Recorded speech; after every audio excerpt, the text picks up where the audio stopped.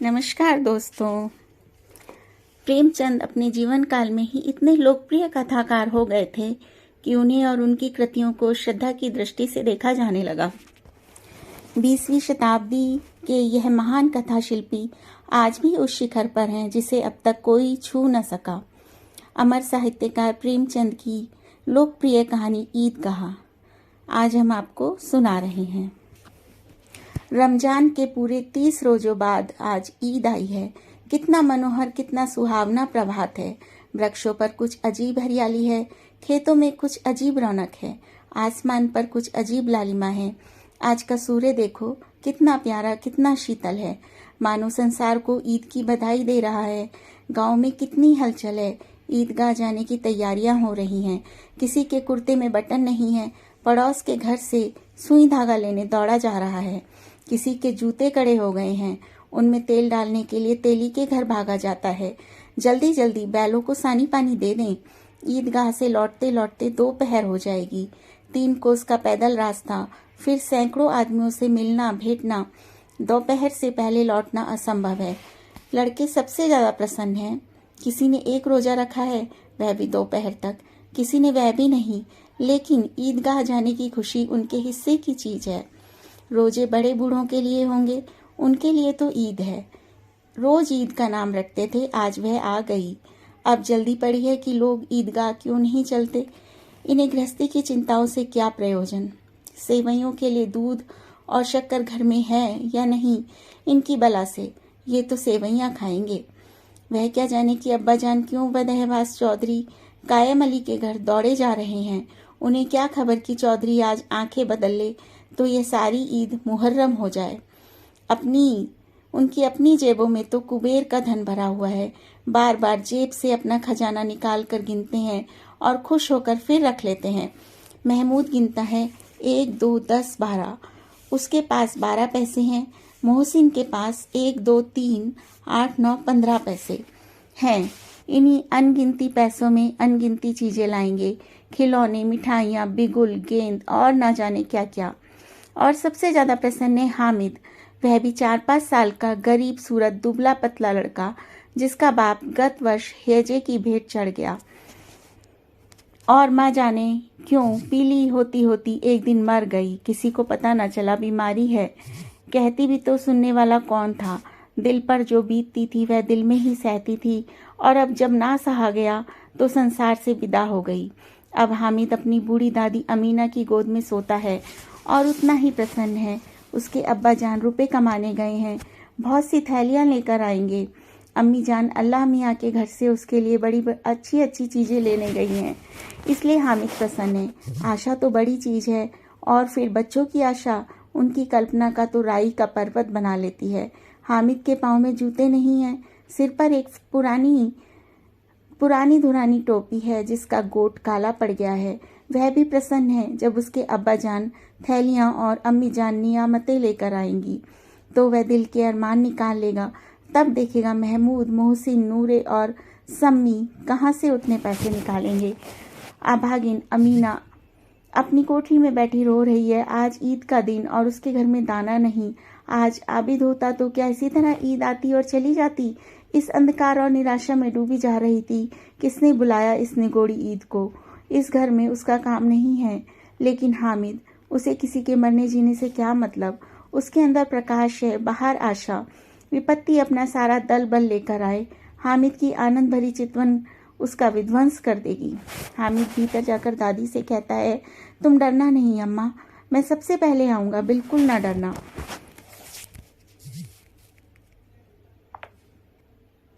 अमीना का दिल कचोट रहा है। गांव के बच्चे अपने बाप के साथ जा रहे हैं। हामिद का बाप अमीना के सिवा और कौन है, और उसे कैसे अकेले में ले जाने दें। उस भीड़ भाड़ में बच्चा कहीं खो जाए तो क्या हो। नहीं अमीना उसे यूं जाने ना देगी। नन्ही सी जान, 3 कोस चलेगा कैसे। पैर में छाले पड़ जाएंगे, जूते भी तो नहीं है। वह थोड़ी थोड़ी दूर पर उसे गोद ले लेगी, लेकिन यह सेवैयां कौन पकाएगा। पैसे होते तो लौटते लौटते सब सामग्री जमा करके चटपट बना लेती। यहाँ तो घंटों चीजें जमा करने में लगेंगे। मांगे ही का तो भरोसा ठहरा। उस दिन फहीमन के कपड़े सिए थे। 8 आने पैसे मिले थे, उस अठन्नी को ईमान की तरह बचाती चली आती थी इसी ईद के लिए। लेकिन कल ग्वालिन सिर पर सवार हो गई तो क्या करती। हामिद के लिए कुछ नहीं है तो 2 पैसे का दूध तो चाहिए ही। अब तो कुल 2 आने पैसे बच रहे हैं, 3 पैसे हामिद की जेब में, 5 अमीना के बटवे में। यही तो बिसात है और ईद का त्योहार। अल्लाह ही बेड़ा पार लगावे। धोबन और नाइन, मेहतरानी, चूड़ी हारिन सभी तो आएंगी, सभी को सेवैयां चाहिए। थोड़ा किसी की आंखों को नहीं लगता, किस किस से मुंह चुराएगी और मुंह क्यों चुराए। साल भर का त्योहार है, जिंदगी खैरियत से रहे, उनकी तकदीर भी तो उसी के साथ है। बच्चे का खुदा सलामत रखे, ये दिन भी कट जाएंगे। गांव से मेला चला और बच्चों के साथ हामिद भी जा रहा था। सभी सबके सब दौड़कर आगे निकल जाते, फिर किसी पेड़ के नीचे खड़े होकर साथ वालों का इंतजार करते। ये लोग इतना धीरे धीरे चल रहे हैं, हामिद के पैरों में तो जैसे पर लग गए हैं। वह कभी थक सकता है। शहर का दामन आ गया। सड़क के दोनों ओर अमीरों के बगीचे हैं, पक्की 4 दीवारी बनी हुई है, पेड़ों में आम की लीचियां लगी हुई हैं। कभी कभी कोई लड़का कंकड़ी उठाकर आम पर निशाना लगाता है, माली अंदर से गाली देता हुआ निकलता है। लड़के वहां से एक फर्लांग पर हैं, खूब हंस रहे हैं। माली को कैसे उल्लू बनाया है। बड़ी बड़ी इमारतें आने लगी। यह अदालत है, यह कॉलेज है, यह क्लब घर। इतने बड़े कॉलेज में कितने लड़के पढ़ते होंगे। सब लड़के नहीं हैं जी, बड़े बड़े आदमी हैं। सच, उनकी बड़ी बड़ी मूछें हैं, इतने बड़े हो गए हैं, अभी तक पढ़ने जाते हैं।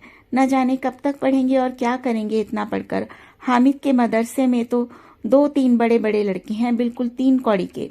रोज मार खाते हैं, काम से जी चुराने वाले। इस जगह भी उसी तरह के लोग होंगे और क्या। क्लब घर में जादू होता है, सुना है यहाँ मुर्दे की खोपड़ियां दौड़ती हैं और बड़े बड़े तमाशे होते हैं, पर किसी को अंदर नहीं जाने देते। और यहाँ शाम को साहब लोग खेलते हैं, बड़े बड़े आदमी खेलते हैं, मूंछों दाढ़ी वाले और मेमे खेलती हैं। सच, हमारी अम्मा को वह दे दो, क्या नाम है, बैट, तो उसे पकड़ ही ना सके, घुमाते ही लुढ़क न जाए। महमूद ने कहा। हमारी अम्मी जान का हाथ कांपने लगे। अल्लाह कसम। मोहसिन बोला, अम्मी मनो आटा पीस डालती हैं, जरा सा बैट पकड़ लेंगी तो हाथ कांपने लगेंगे। सैकड़ों घड़े पानी रोज निकालती हैं, 5 घड़े तो मेरी भैंस पी जाती हैं।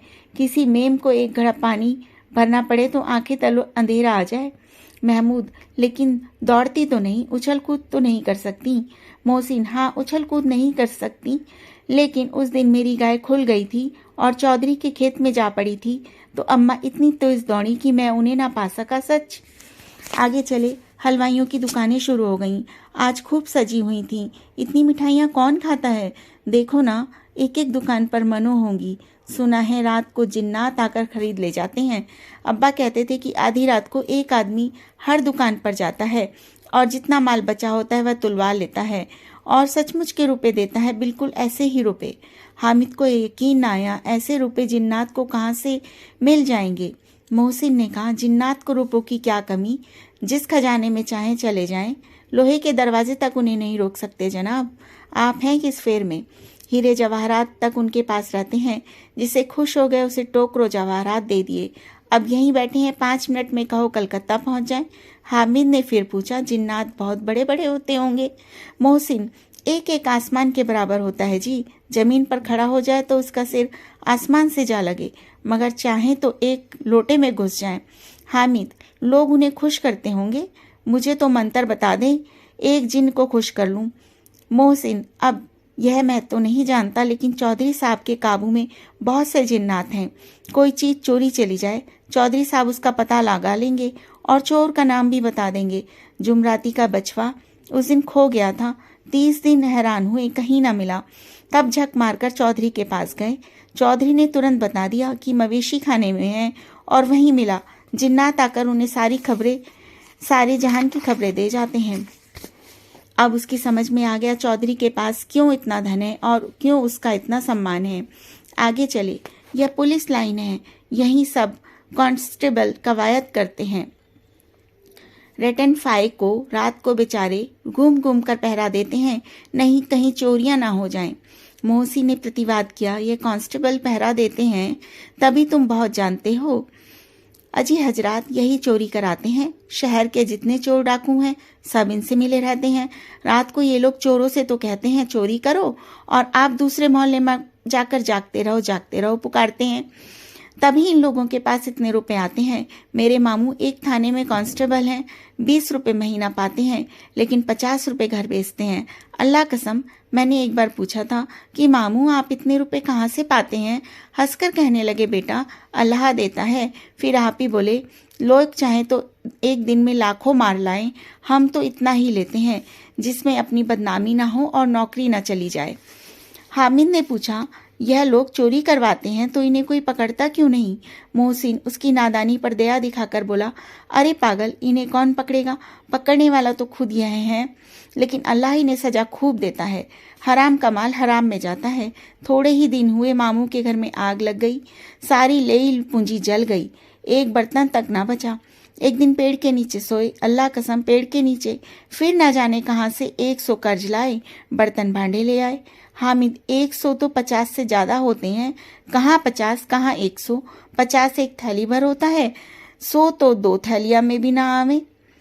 अब बस्ती घनी होने लगी थी। ईदगाह जाने वालों की टोलियां नजर आने लगी, एक से एक भड़कीले वस्त्र पहने हुए, कोई इक्के तांगे पर सवार, कोई मोटर पर। सभी इत्र में बसे, सभी के दिलों में उमंग। ग्रामीणों का यह छोटा सा दल अपनी विपन्नता से बेखबर, संतोष और धैर्य में मगन चला जा रहा था। बच्चों के लिए नगर की सभी चीजें अनोखी थीं। जिस चीज की ओर ताकते ताकते ही रह जाते, और पीछे से बार बार हॉर्न आवाज होने पर भी ना चेतते। हामिद तो मोटर के नीचे आते आते बचा। सहसा ईदगाह नजर आया। ऊपर इमली के घने वृक्षों की छाया, नीचे पक्का फर्श है जिस पर जाजिम बिछा हुआ है, और रोजेदारों की पंक्तियां एक के पीछे एक न जाने कहाँ तक चली गई हैं, पक्के जगत के नीचे तक, जहाँ जाजिम भी नहीं है। नए आने वाले आकर पीछे की कतार में खड़े हो जाते हैं। आगे जगह नहीं है। यहाँ कोई धन और पद नहीं देखता। इस्लाम की निगाह में सब बराबर हैं। इन ग्रामीणों ने भी वजू किया और पिछली पंक्ति में खड़े हो गए। कितना सुंदर संचालन है, कितनी सुंदर व्यवस्था। लाखों सिर एक साथ सजदे में झुक जाते हैं और फिर सबके सब एक साथ खड़े हो जाते हैं, एक साथ झुकते हैं और एक साथ घुटनों के बल बैठ जाते हैं। कई बार यही क्रिया होती है जैसे बिजली की लाखों बत्तियां एक साथ प्रदीप्त हों और एक साथ बुझ जाएं।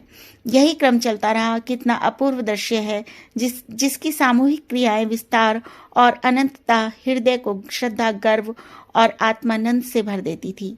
मानो भ्रातृत्व का एक सूत इन समस्त आत्माओं को एक लड़ी में पिरोए हुए है। नमाज खत्म हो गई है, लोग आपस में गले मिल रहे हैं। तभी मिठाई और खिलौनों की दुकानों पर धावा होता है। ग्रामीणों का यह दल इस विषय में बालकों से भी कम उत्साही नहीं है। यह देखो हिंडोला है, 1 पैसा देकर चढ़ जाओ। कभी आसमान पर जाते हुए मालूम होंगे, कभी जमीन पर गिरते हुए। यह चरखी है, लकड़ी के हाथी, घोड़े, ऊंट छड़ों से लटके हुए हैं। 1 पैसा देकर बैठ जाओ और 25 चक्रों का मजा लो। महमूद और मोहसिन और नूरे और सम्मी इन घोड़े और ऊँटों पर बैठते हैं। हामिद दूर खड़ा है, 3 ही पैसे तो उसके पास हैं। अपने कोष का तिहाई जरा सा चक्कर खाने के लिए नहीं दे सकता।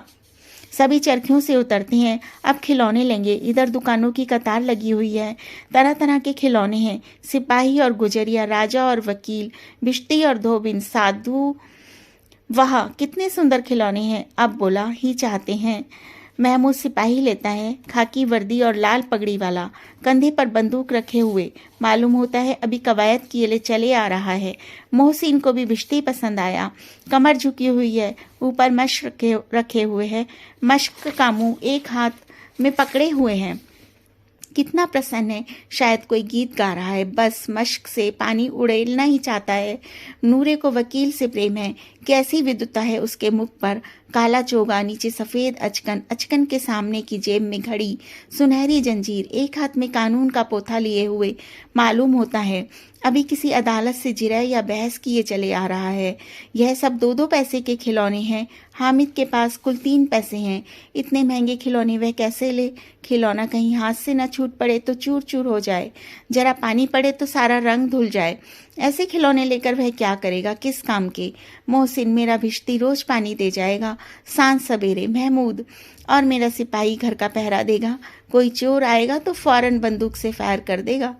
नूरे सम्मी और मेरी दो बहन रोज कपड़े धोएगी। हामिद खिलौनों की निंदा करता है।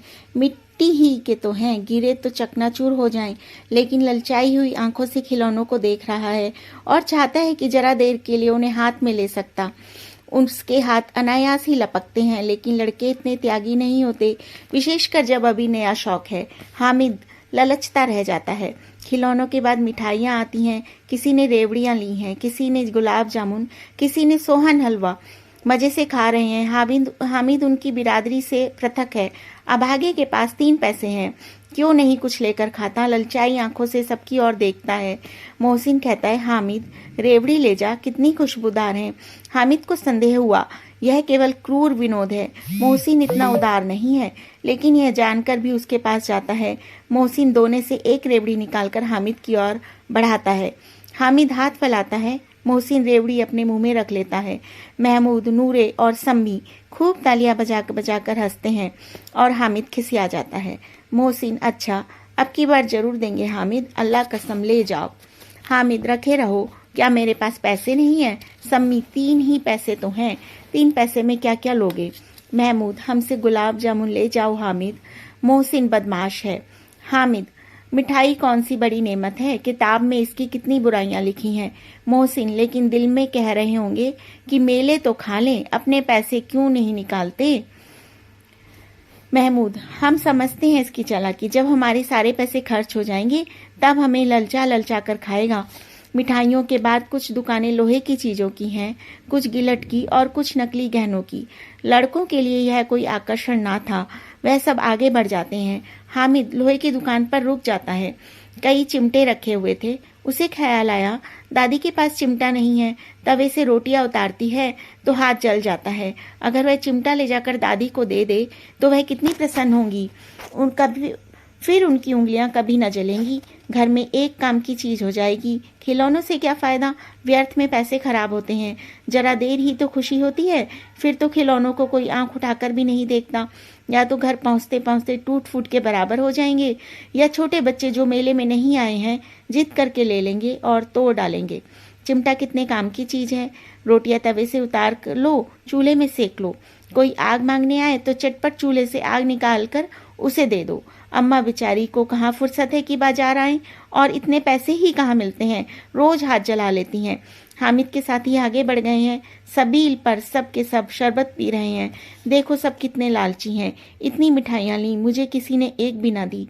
उस पर कहते हैं मेरे साथ खेलो, मेरा यह काम करो। अब अगर किसी ने कोई काम करने को कहा तो पूछूंगा, खाए मिठाइयाँ आप, मुंह सड़ेगा, फोड़े फुंसियाँ निकलेंगी, आप ही जबान चटोरी हो जाएगी।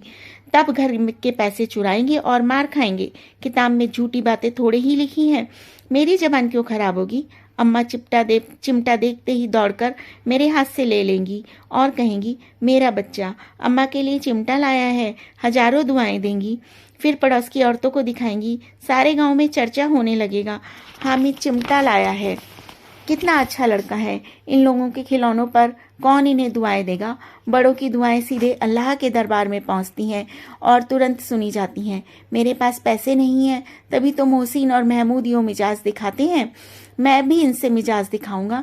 खेले खिलौने और खाए मिठाइयाँ। मैं नहीं खेलता खिलौने, किसी का मिजाज क्यों सहूं। मैं गरीब सही, किसी से कुछ मांगने तो नहीं जाता। आखिर अब्बा जान कभी ना कभी आएंगे, अम्मा भी आएंगी ही। फिर इन लोगों से पूछूंगा, कितने खिलौने लोगे। एक एक को टोकरियाँ खिलौने दूं और दिखा दूं कि दोस्तों के साथ इस तरह सलूक किया जाता है। यह नहीं कि 1 पैसे की रेवड़ियां ली तो चिड़ा चिड़ा कर खाने लगे। सबके सब खूब हंसेंगे। हामिद ने चिमटा लिया है, हंसे मेरी बला से। उसने दुकानदार से पूछा, यह चिमटा कितने का है। दुकानदार ने उसकी ओर देखा। कोई आदमी साथ न देखकर कहा, यह तुम्हारे काम का नहीं है जी, बिकाऊ नहीं है। और यहाँ क्यों लाद लाए हैं, बिकाऊ है क्यों नहीं, तो बताते क्यों नहीं क्या पैसे का है। 6 पैसे लगेंगे। हामिद का दिल बैठ गया। ठीक ठीक 5 पैसे लगेंगे, लेना हो तो लो, नहीं तो चलते बनो। हामिद ने कलेजा मजबूत करके कहा, 3 पैसे लोगे। यह कहता हुआ वह आगे बढ़ गया। दुकानदार की घुड़कियां ना सुने, लेकिन दुकानदार ने घुड़कियां नहीं दी, बुलाकर चिमटा दे दिया। हामिद ने उसे इस तरह कंधे पर रखा मानो बंदूक है और शान से अकड़ता हुआ संगियों के पास आया।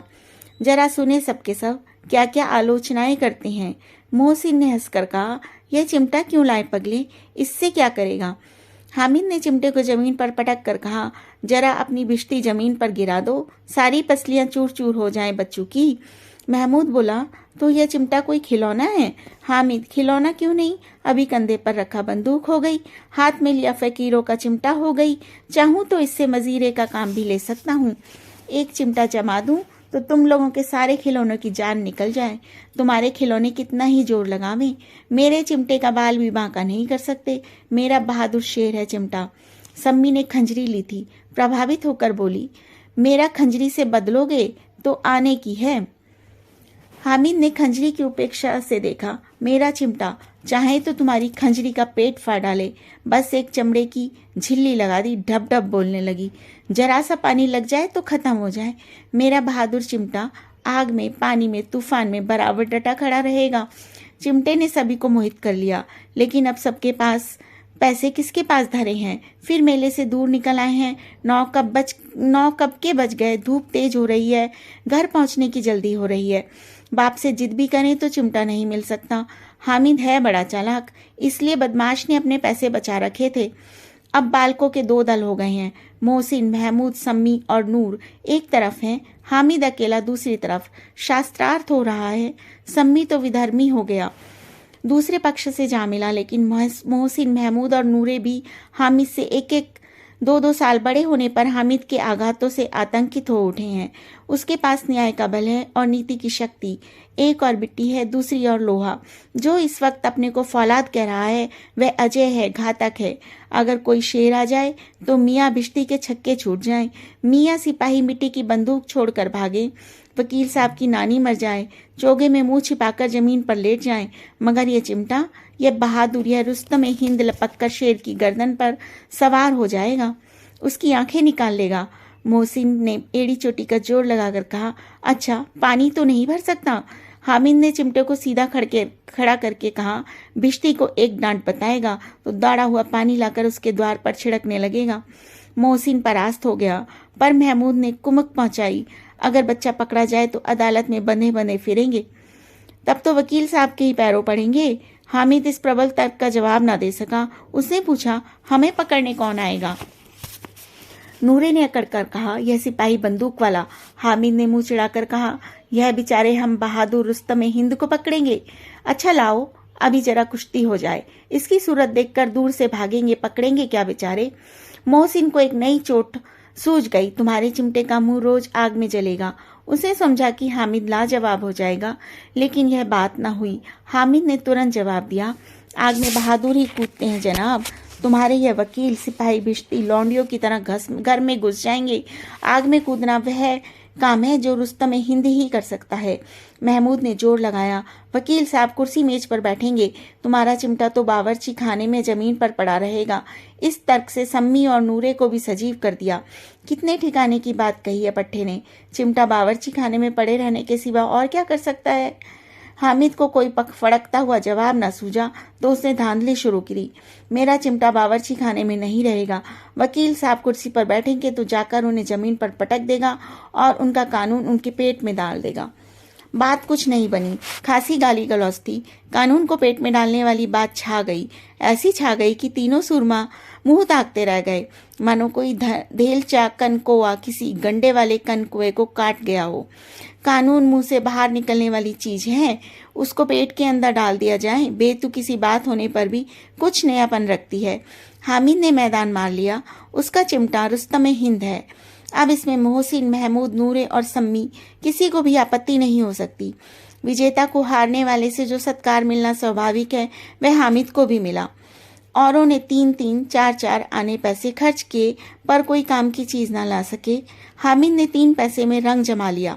सच ही तो है, खिलौनों का क्या भरोसा, फूट जाएंगे। हामिद का चिमटा बना रहेगा बरसों। संधि की शर्त तय होने लगी। मोहसिन ने कहा, जरा अपना चिमटा दो, हम भी देखें, तुम हमारा बिश्ती लेकर देखो। महमूद और नूरे ने भी अपने अपने खिलौने पेश किए। हामिद को इन शर्तों को मानने में कोई आपत्ति ना थी। चिमटा बारी बारी सबके हाथ में गया। उनके खिलौने बारी बारी से हामिद के हाथ में आए। कितने खूबसूरत खिलौने हैं। हामिद ने हारने वाले के आंसू पहुंचे। मैं तुम्हें चिढ़ा रहा था सच। या लोहे का चिमटा भला इन खिलौनों की क्या बराबरी करेगा। मालूम होता है अब बोले। लेकिन मोहसिन की पार्टी को इस दिलासे से संतोष नहीं होता। चिमटे का सिक्का खूब बैठ गया है। चिपका हुआ टिकट अब पानी से नहीं छूट रहा है। मोहसिन, लेकिन इन खिलौनों के लिए कोई हमें दुआ तो ना देगा। महमूद, दुआ को लिए फिरते हो, उल्टे मार न पड़े। अम्मा जरूर कहेंगी कि मेले में मिट्टी के खिलौने तुम्हें मिले। हामिद को स्वीकार करना पड़ा। खिलौनों को देखकर किसी की माँ इतनी खुश ना होगी जितनी दादी चिमटे को देखकर होंगी। 3 पैसों में ही उसने सब कुछ करना था और उन पैसों का उपयोग इस पछतावे की बिल्कुल जरूरत ना थी। फिर अब तो चिमटा रुस्तमे हिंद है और सभी खिलौनों का बादशाह। रास्ते में महमूद को भूख लगी। उसके बाप ने केले खाने को दिए। महमूद ने केवल हामिद को साक्षी बनाया। उसके अन्य मित्र ताकते रह गए। यह उस चिमटे का प्रसाद था। 11 बजे सारे गांव में हलचल मच गई। मेले वाले आ गए। मोहसिन की छोटी बहन ने दौड़कर बिश्ती उसके हाथ से छीन लिया और मारे खुशी के जो उछली तो मियाँ बिश्ती नीचे आ रहे और सुरलोक से धारे। इस पर भाई बहन में मारपीट हुई। दोनों खूब रोए। उनकी अम्मा यह शोर सुनकर बिगड़ी और दोनों को ऊपर से 2-2 चांटे और लगाए। मियाँ नूरे के वकील का अंत उसकी प्रतिष्ठा अनुकूल इससे ज्यादा गौरवमय हुआ। वकील जमीन पर या ताक पर तो बैठ नहीं सकता। उसकी मर्यादा का विचार तो रखना ही होगा। दीवार में 2 खूंटियां गाड़ी गईं। उन पर लकड़ी का एक पटरा रखा गया। पटरे पर कागज का कालीन बिछाया गया। वकील साहब राजा भोज की भांति सिंहासन पर विराजे। नूरे ने उन्हें पंखा झलना शुरू किया। अदालतों में खसकी टट्टियां और बिजली के पंखे होते हैं, क्या यहाँ मामूली पंखा भी ना हो? कानून की गर्मी दिमाग पर चढ़ जाएगी कि नहीं? बांस का पंखा लगाया गया और नूरे हवा करने लगे। मालूम नहीं पंखे की हवा से या पंखे की चोट से वकील साहब स्वर्गलोक से मृत्युलोक में आ रहे और उनकी माटी का चोला माटी में मिल गया। फिर बड़े जोर जोर से मातम शुरू हुआ। वकील साहब की अस्थि घूर पर डाल दी गई। अब रहा महमूद का सिपाही। उसे चटपट गांव का पहरा देने का चार्ज मिल गया। लेकिन पुलिस का सिपाही कोई साधारण व्यक्ति तो था नहीं। अपने पैरों चले, उसकी पालकी पर चलेगा। एक टोकरी लाई गई। उसमें कुछ लाल रंग के फटे पुराने चिथड़े बिछाए गए जिसमें सिपाही साहब आराम से लेटे। नूरे ने यह टोकरी उठाई और अपने द्वार का चक्कर लगाने लगे। उनके दोनों छोटे भाई सिपाही की तरफ से छूने वाले जागते रहो पुकारते चलते हैं, मगर रात को अंधेरी ही होनी चाहिए। महमूद को ठोकर लग जाती है। टोकरी उसके हाथ से छूटकर गिर पड़ती है और मियाँ सिपाही अपनी बंदूक लिए जमीन पर आ जाते हैं और उनकी एक टांग में विकार आ जाता है। महमूद को आज ज्ञात हुआ कि वह एक अच्छा डॉक्टर है। उसको ऐसा मरहम मिल गया है जिससे वह टूटी टांग को आनन फानन जोड़ सकता है। केवल गूलर का दूध चाहिए। गूलर का दूध आता है, टांग जोड़ दी जाती है। लेकिन सिपाही को ज्यों ही खड़ा किया जाता है, टांग जवाब दे जाती है। शल्य क्रिया असफल हुई तब उसकी दूसरी टांग भी तोड़ दी जाती है। अब कम से कम एक जगह आराम से तो बैठ सकता है। एक टांग से तो ना चल सकता था ना बैठ सकता था। कभी कभी देवता भी बन जाता है। उसके सिर का झालरदार साफा खुरच दिया गया है। अब उसका जितना रूपांतर चाहो कर सकते हैं। कभी कभी तो उससे बाट का काम लिया जाता है। अब मियाँ हामिद का हाल सुनिए। अमीना उसकी आवाज़ सुनते ही दौड़ी उसे गोद में उठाकर प्यार करने लगी। सहसा उसके हाथ में चिमटा देखकर वह चौंकी। यह चिमटा कहाँ था? मैंने मोल लिया है। कै पैसे में? 3 पैसे दिए। अमीना ने छाती पीट ली। यह कैसा बेसमझ लड़का है। 2 पैर हुआ, कुछ खाया ना पिया, लाया क्या यह चिमटा? सारे मेले में तुझे कोई और चीज ना मिली जो यह लोहे का चिमटा उठा लाया? हामिद ने अपराधी भाव से कहा, तुम्हारी उंगलियां तवे से जल जाती थीं, इसलिए मैंने इसे ले लिया। बुढ़िया का क्रोध तुरंत स्नेह में बदल गया और स्नेह भी वह नहीं जो प्रगल्भ होता है, उसकी सारी कसक शब्दों में बिखेर देता है। यह मूक स्नेह था, खूब ठोस, रस और स्वाद से भरा हुआ। बच्चे में कितना त्याग, कितना सद्भाव, कितना विवेक है।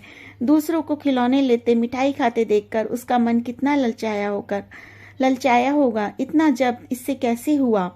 वहां भी उसे अपनी बुढ़िया दादी की याद बनी रही। अमीना का मन गदगद हो गया। और अब एक विचित्र बात हुई, हामिद के इस चिमटे से भी विचित्र। बच्चे हामिद ने बूढ़े हामिद का पाठ खेला था।